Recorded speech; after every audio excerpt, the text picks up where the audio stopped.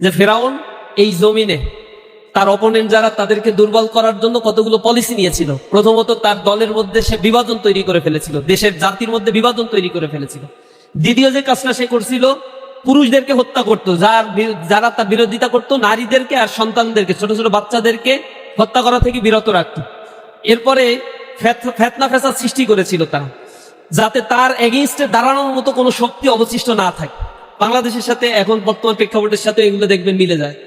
এরপরে আল্লাহ রাব্বুল আলামিন বলছেন, ওয়া নুরিদু আন নামুন্না আলাল্লাযীনা ইসতুদঈফু ফিল আরদ, আর আমি চেয়েছিলাম যাদেরকে এই জমিনে দুর্বল করে রাখা হয়েছে তাদেরকে এই জমিনে ওয়া নাজআলাহুম আইম্মাতাও ওয়া নাজআলাহুমুল ওয়ারিসিন, এখানের আইম্মা নেতা বানাতে, আর তাদেরকে আমি ওয়ারিস উত্তরাধিকারী বানাতে চেয়েছিলাম।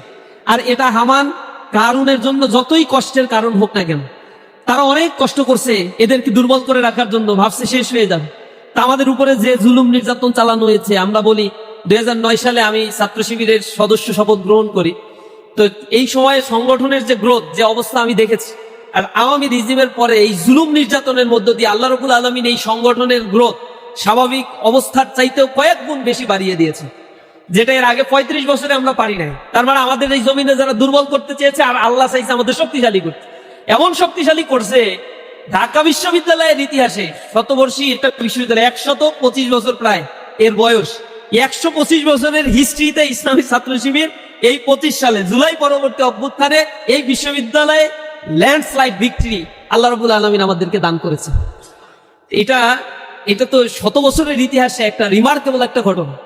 যেই ক্যাম্পাসে আমাদেরকে হত্যা করা জায়েজ ছিল, আমাদের নামে মানুষকে পিটাইলে তার কোনো বিচার হইতো না, মারার পরে এরপরে অর্ধমৃত অবস্থায় আমাদের ভাইদেরকে নিয়ে জেলখানায় দিলে আমাদের নামেই আবার অস্ত্র মামলা দেওয়া হতো।